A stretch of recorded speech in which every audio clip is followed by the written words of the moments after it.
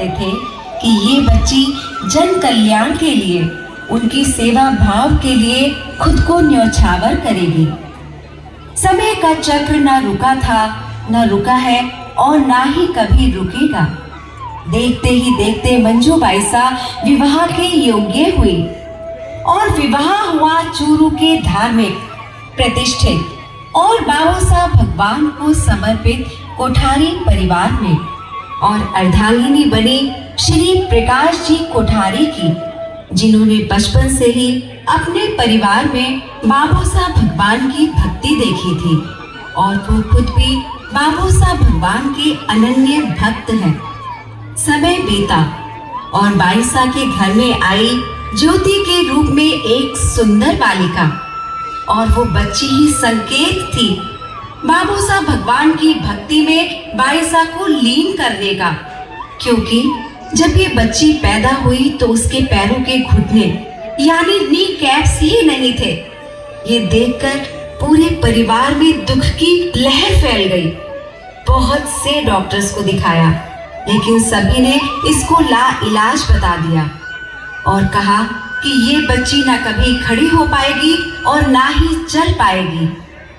मंजू बाईसा की सासू माँ जीवनी देवी, जो कि बाबू साहब भगवान की अनन्य भक्त है, और उन्होंने अपने परिवार को बाबू साहब भगवान की भक्ति में लीन कर रखा है।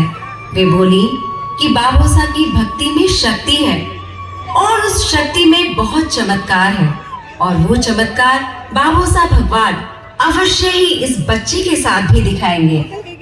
उसी रात बाबू साहब भगवान ने मंजू बाईसा को स्वप्न में कहा कि तू चिंता मत कर, तेरी बच्ची बिल्कुल सही हो जाएगी। तो इसके पैरों में सफेद कपड़ा बांध दे और 7 दिनों के बाद ही उस कपड़े को खोलना, लेकिन तुझे अब मेरे भक्तों का कल्याण करना होगा। बाईसा, जिनके मन में भगवान के प्रति श्रद्धा इतनी प्रबल नहीं थी, बड़ी अचंभित थी कि ये मैंने क्या देखा।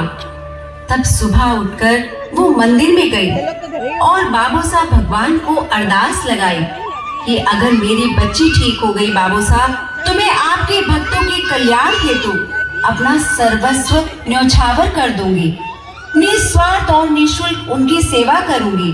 हे बाबू साहब भगवान, हाथ फैलाऊंगी तो सिर्फ आपके आगे, आपके भक्तों से ना कभी कुछ मांगूंगी, ना ही कभी कुछ लूंगी। और ये कहकर उन्होंने बच्ची के पैरों में सफेद पट्टी बांध दी और उसी दिन का इंतजार करने लगी। ठीक 7वें दिन जब वो पट्टी खोली तो अपनी आंखों पर विश्वास ही नहीं कर पाई। बच्ची के दोनों पैर एकदम सही थे और वो सामान्य बच्चों की तरह ही चल फिर सकते थे। बस तभी मंजू बाईसा बाबू साहब भगवान के सामने नतमस्तक हो गई और सौगंध ली कि हे बाबू साहब भगवान, आज से आपके नाम की मशाल निरंतर जलाती रहूंगी। दिन रात बाबू साहब की भक्ति में लीन बाईसा जगह जगह बाबू साहब भगवान के नाम की जोत जलाने लगी। बाईसा को महसूस हुआ कि सिर्फ कुछ ही भक्त क्यों बाबू साहब भगवान के नाम की जोत जलाए।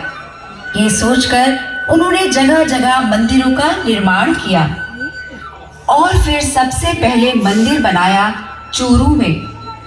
दूर दूर से भक्त बाबू साहब भगवान के दर्शन करने हेतु चूरू आने लगे और इस पावन नगरी चूरू को बाबू साहब धाम के नाम से जाना जाने लगा। बाईसा दिल्ली में रहती है, लेकिन आज देश का कौन सा कोना है जहां बाबू साहब भगवान का मंदिर ना हो।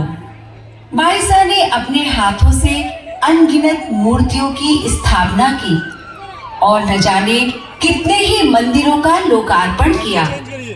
ऐसे मंदिर जिनकी कोई देख रेख नहीं करता या जीर्ण शीर्ण अवस्था में है, उनके लिए बाईसा ने एक समिति का गठन किया और उसे नाम दिया राष्ट्रीय मंदिर जीर्णोद्धार समिति RMJS।